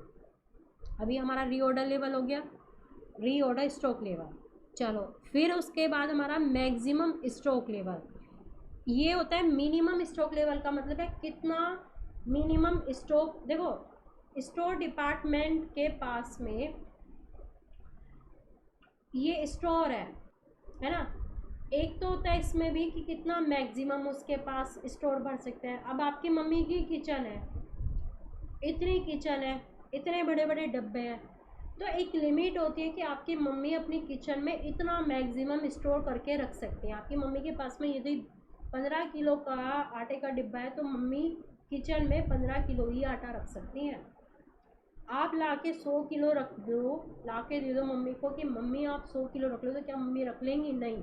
तो वही चीज़ मैं आपको समझाने की कोशिश करी कि एक तो होता है हमारे स्टोर का मैक्सिमम लेवल, यानी हम कितना मैक्सिमम से मैक्सिमम हम रख सकते हैं। ठीक है, एक होता है हमारा मिनिमम स्टॉक लेवल, यानी मिनिमम स्टॉक लेवल का मतलब ये होता है कि आज मम्मी को भी पता है कि मुझे अपने किचन में इतना मिनिमम स्टॉक तो रखना ही है कि कल को यदि कोई गेस्ट आ जाए या कल को कोई बच्चा मुझसे कुछ खाना मांगने लगे तो मैं उसको कुछ आटे की रोटी तो बना के दे दूँ। इतना तो मिनिमम। आपकी मम्मी कभी ऐसा तो नहीं कि बिल्कुल खाली डिब्बा रख लेंगे कभी, है ना, या कोई गेस्ट आ जाए तो कम से कम हमारे यहाँ चीनी की मैं बात करती हूँ, कम से कम चीनी के डिब्बे में इतनी तो चीनी होनी ही चाहिए कि कल को कोई गेस्ट आ जाए, किसी कोई चाय बनवाए तो इतना मिनिमम मेरा स्टॉक होना चाहिए। मम्मी को भी मालूम है, और इतना मैक्सिमम वो लेवल मालूम है कि इतना मैक्सिमम मैं स्टोर कर सकती हूँ, इससे ज़्यादा मैं अपनी किचन में स्टॉक नहीं कर सकती।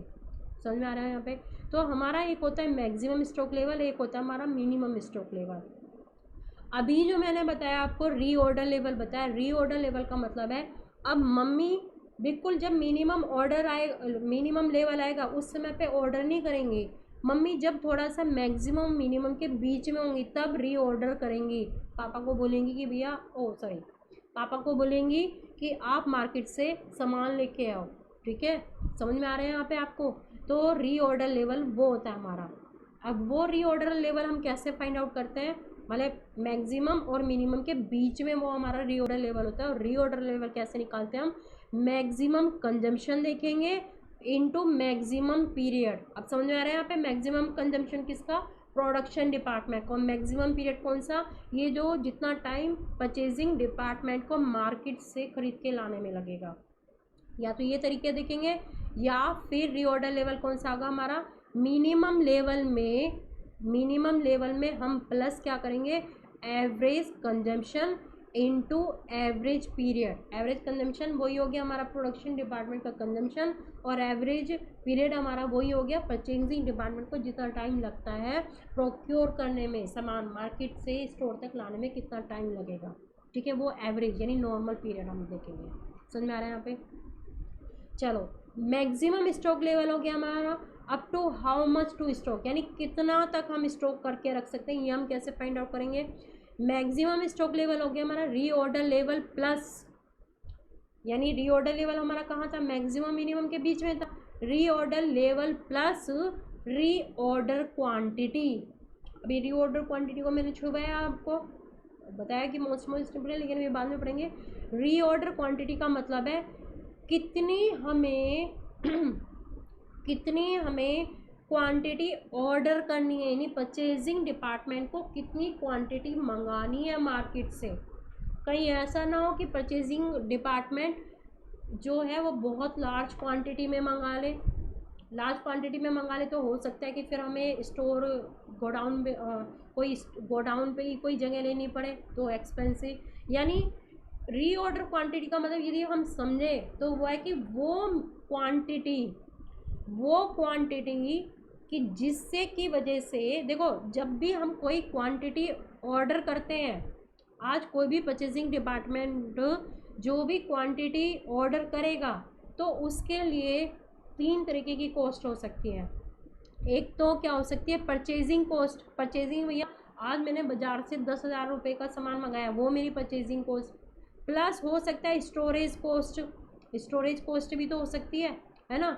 एक होती है मेरी ऑर्डरिंग कॉस्ट। अभी लास्ट में मैं बताऊंगी यहाँ पे किस तरीके से हम रीऑर्डर क्वांटिटी देखते हैं। तो हम रीऑर्डर क्वांटिटी में हम ये देखते हैं कि हमारी जो टोटल कॉस्ट है, यानी storage cost, ordering cost plus purchasing cost, इनका जो हमें कितनी मार्केट से वो कितनी क्वांटिटी मंगानी है कि जिससे हमारी टोटल कॉस्ट मिनिमम बैठे। ठीक है, तो अब हम यहाँ पे अपनी रीऑर्डर क्वांटिटी हम देख लेंगे। ये अभी मैं जो आपको अभी नेक्स्ट उसमें बताऊंगी रीऑर्डर क्वांटिटी। तो ये मेरा मैक्सिमम हम स्टॉक लेवल फाइंड आउट कर रहे थे। रीऑर्डर लेवल में मैं प्लस करूँगी रीऑर्डर क्वांटिटी, अब उसमें से मैं माइनस करूँगी minimum consumption rate. Minimum consumption rate कौन सा, प्रोडक्शन डिपार्टमेंट का। और minimum reorder period, minimum reorder period कौन सा, यानी परचेजिंग डिपार्टमेंट को टाइम कितना लगता है माल मार्केट से खरीद के लाने में, स्टोर डिपार्टमेंट में रखने में। ठीक है, ये मिनिमम। यानी रीऑर्डर लेवल हमने बीच का बोला, रीऑर्डर लेवल प्लस हमारी रीऑर्डर क्वांटिटी या इकोनॉमिक ऑर्डर क्वांटिटी कह लो, उसमें से हम माइनस करेंगे minimum consumption into minimum time period. ठीक है, फार्मूले में रट्टा मार लेना। अच्छा, फिर हमारा एक एवरेज स्टॉक लेवल। एवरेज का मतलब है जितना नॉर्मली रखा जाता है, जितना आपकी मम्मी नॉर्मली किचन में सामान रखते हैं नॉर्मली, मैक्सिमम भी हो सकता है मिनिमम। और रीऑर्डर का तो जिस समय वो पापा से बोलेंगे कि लेके आओ सामान, और एक होता है नॉर्मली जितना रखा जाता है। अब average stock level, minimum stock level, इसको हम एवरेज कैसे निकालेंगे, मिनिमम स्टॉक लेवल यानी कितना मिनिमम होना चाहिए प्लस जो रीऑर्डर क्वांटिटी है उसका हाफ। ठीक है, रीऑर्डर क्वांटिटी भी मैंने समझाया नहीं, बाबा कह रही हूँ, रीऑर्डर क्वांटिटी उसका हाफ। ठीक है, इस तरीके से निकालेंगे। या फिर हम कैसे निकालेंगे, maximum stock level plus minimum stock level, भैया minimum stock level plus maximum stock level, इन दोनों को प्लस करेंगे और उसको 2 से डिवाइड कर देंगे, हाफ कर देंगे, बात तो वही हो गया है ना। किसी भी तरीके से निकाल सकते हैं, लेकिन ध्यान रखना मैंने यहाँ जहाँ पे और करके लिखवा रही हूँ, अब आपका इस फार्मूले से करो, इस फार्मूले से करो, आंसर थोड़ा सा डिफरेंट आएगा। कभी आप कहोगे मैम ने बोला कि और करके निकालो, तो दोनों में आंसर सेम आएगा, आंसर में थोड़ा बहुत डिफरेंस आ सकता है। लेकिन हम एवरेज स्टॉक लेवल इस तरीके से भी निकाल सकते हैं, इस तरीके से भी निकाल सकते हैं। ठीक है, समझ आ रहा है। अच्छा, डेंजर स्टॉक लेवल कौन सा होता है, डेंजर का मतलब होता है कि डेंजर का मतलब होता है कि जो क्या है फॉर एमरजेंसी रिक्वायरमेंट, कि खतरे का निशान पे आ गया, खतरा हो गया, खतरे के निशान पे आ गया, यानी मिनिमम से भी कम हो गया। मिनिमम स्टॉक लेवल कहते हैं कि हमारे पास इतना तो स्टॉक मिनिमम होना ही चाहिए, कल को कोई गेस्ट आ जाए या एकदम से खाना बनाना हो तो इतना तो स्टॉक लेवल होना ही चाहिए। लेकिन यदि उससे भी कम हो गया तो अब डेंजर हो गया, एकदम से अचानक से कोई गेस्ट आ गए या बच्चों खाना बनाना हुआ तो फिर दिक्कत हो जाएगी, है ना। तो average consumption into lead time for emergency purchase. तो एमरजेंसी परचेज में जब भी हम एमरजेंसी में परचेज करते हैं अचानक से रात को 12 बजे, और उसमें कितना हमें टाइम लगता है, तो उस टाइम से हम एवरेज कंजम्पशन को मल्टीप्लाई करेंगे तो वो हमारा डेंजर लेवल होगा। तो इस लेवल पे जनरली स्टोर लेवल आने नहीं देते अपने स्टोर को। ठीक है, next buffer store to mitigate sudden demand. अब कोई भी अचानक से सडन डिमांड आ जाए तो उसको हटाने के लिए बफर स्टॉक कहते हैं हम उसको, ठीक है। तो ये हमारा था यहाँ पे ये हमारा था क्वांटिटेटिव लेवल के बेस पर। अच्छा, अब रीऑर्डर क्वांटिटी देखो, इकोनॉमिक ऑर्डर क्वांटिटी जिसको क्या हम कहते हैं कि हाउ मच टू ऑर्डर, यानी कितनी क्वांटिटी में ऑर्डर करनी है। अब देखो, यदि इसका मैं जो इलस्ट्रेशन कराऊंगी वो नेक्स्ट क्लास में कराऊंगी।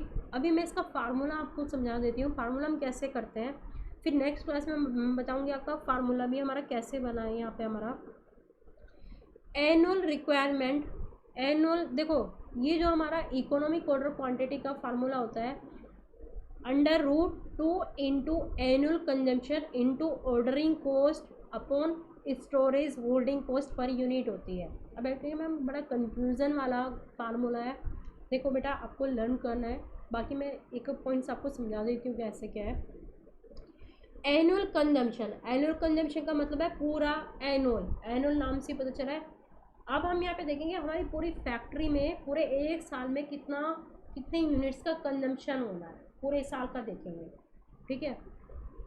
2 into annual consumption, annual consumption देख लिया, into ordering cost, ordering cost. अब आप क्या कहेंगे ऑर्डरिंग कॉस्ट का मतलब बोलें तो, ऑर्डरिंग कॉस्ट का मतलब है एक ऑर्डर की कॉस्ट।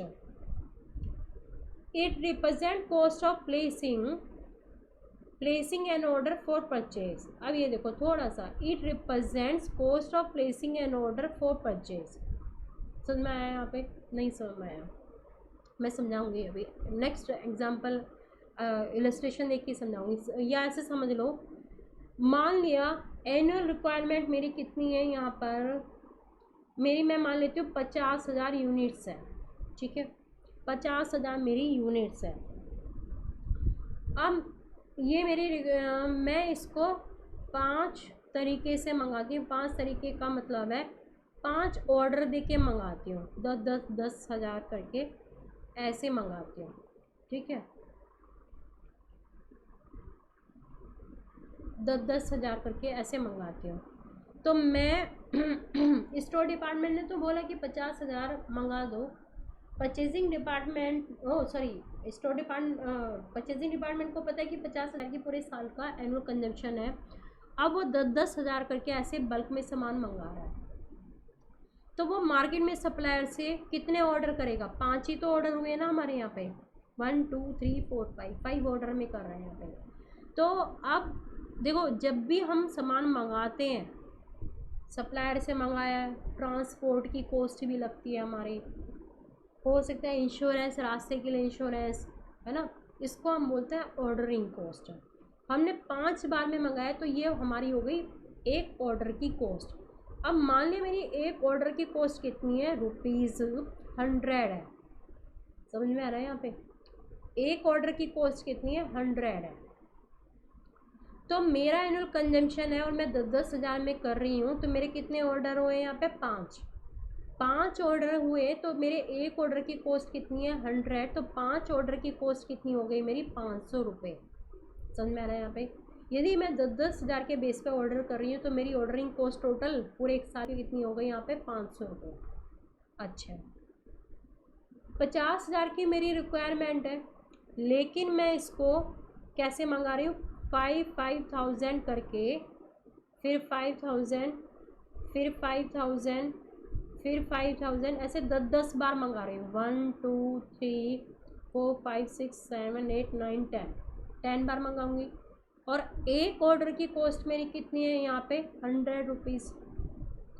तो मैंने कितने ऑर्डर किए, 10 ऑर्डर किए, तो 100 इंटू 10 कितनी कॉस्ट बैठ गई मेरी इस वाले केस में, 1,000 रुपये। यही तो बैठ गई।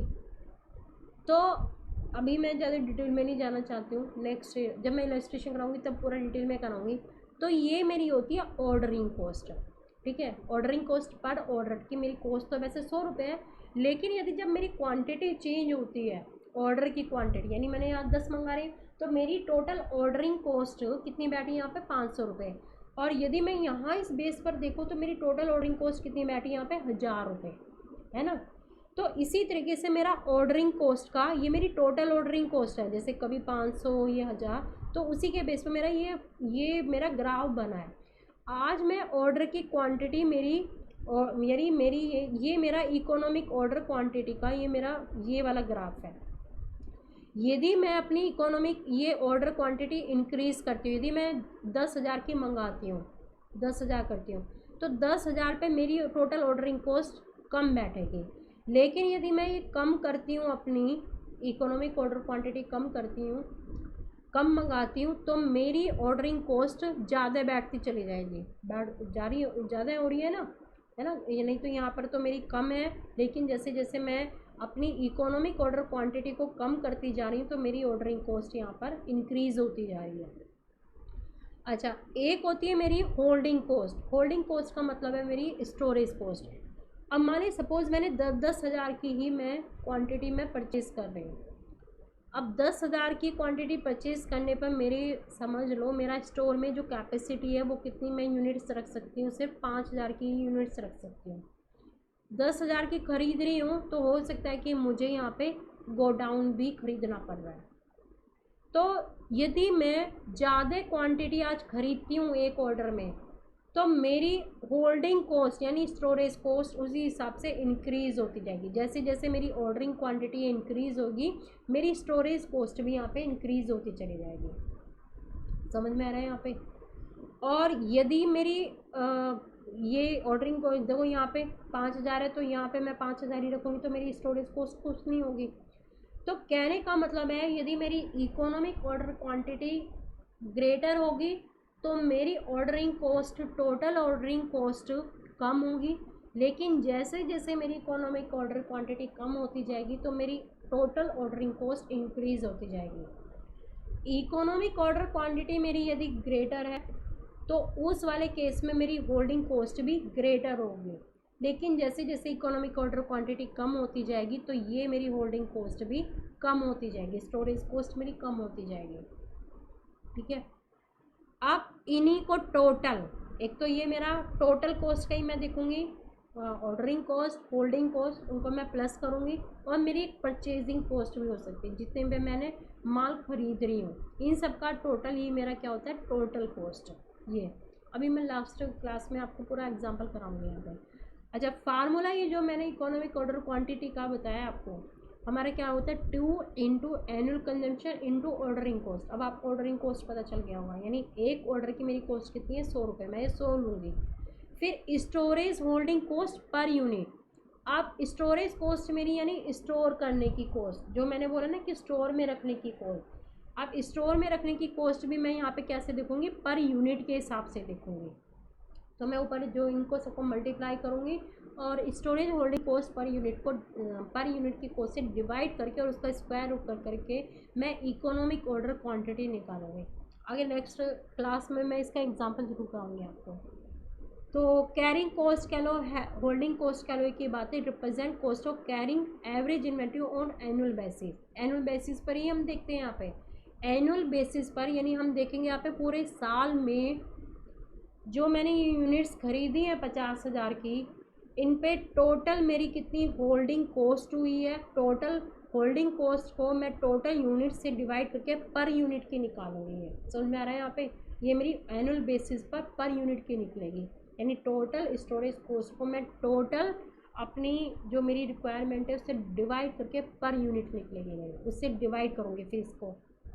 ठीक है, अभी इसको फार्मूले को रट्टा मान लो, आगे समझाऊंगी यहाँ पे। ठीक है, तो अच्छा, फिर यहाँ पे देखो, ये जो हम इकोनॉमिक ऑर्डर क्वांटिटी का फार्मूला निकालते हैं, हमने ये जो फार्मूला रखा है अभी, तो इसमें तुम रट्टा मान लेना। इसमें हम एजम्पशन क्या लेके चलते हैं, इकोनॉमिक ऑर्डर क्वांटिटी के इस फार्मूले में हमारी जो ऑर्डरिंग कॉस्ट है और कैरिंग कॉस्ट कह लो, होल्डिंग कॉस्ट है, वो हम मानते हैं कि वो हमें मालूम है। ठीक है, कि आज हम कितने में माल कितना ऑर्डर दे रहे हैं उसकी कॉस्ट भी मालूम है और कैरिंग कॉस्ट भी। Cost per unit is constant, और हम ये मानते हैं कि चाहे आज हम 5,000 की यूनिट खरीदें, जैसे मैंने अभी एग्जांपल बताया, या 10,000 की यूनिट्स खरीदें, तो हमारी कॉस्ट दोनों केस में हमारी सेम रहेगी। यानी सप्लायर से जो हम माल खरीद रहे हैं वो यदि हमें 10 रुपये का माल बेच रहा है, तो यदि हम उससे 10,000 यूनिट्स खरीदें तब भी वो एक पीस 10 रुपये का ही बेचेगा हमें, और यदि हम 5,000 की यूनिट्स खरीद रहे हैं उससे, तब भी वो एक पीस हमें 10 रुपये का ही बेचेगा। तो ये हमारी कॉस्ट पर यूनिट वो भी हमारी कॉन्स्टेंट है। Quantity of material order is received immediately, और हम ये मान रहे हैं कि जो भी क्वांटिटी हम उसको ऑर्डर कर रहे हैं दुकानदार को, वो हमें तुरंत मिल रही है, ये हमारी एजम्पशन है। क्लियर। अच्छा, यहाँ ये अब हमारा मैंने जो आपको ये इन्वेंट्री कंट्रोल का ये जो सेटिंग क्वांटिटी लेवल बताया है इन्वेंट्री कंट्रोल का, तो अभी की क्लास हम यहीं तक ही रख लेते हैं, फिर नेक्स्ट क्लास में मिलेंगे हम। ठीक है, नेक्स्ट क्लास में मैं इसका थोड़ा सा इलस्ट्रेशन कराऊंगी, फिर आगे चलिए क्लास यहीं तक ही रखते हैं, फिर मिलते हैं नेक्स्ट क्लास में। तब तक के लिए पढ़ते रहिए।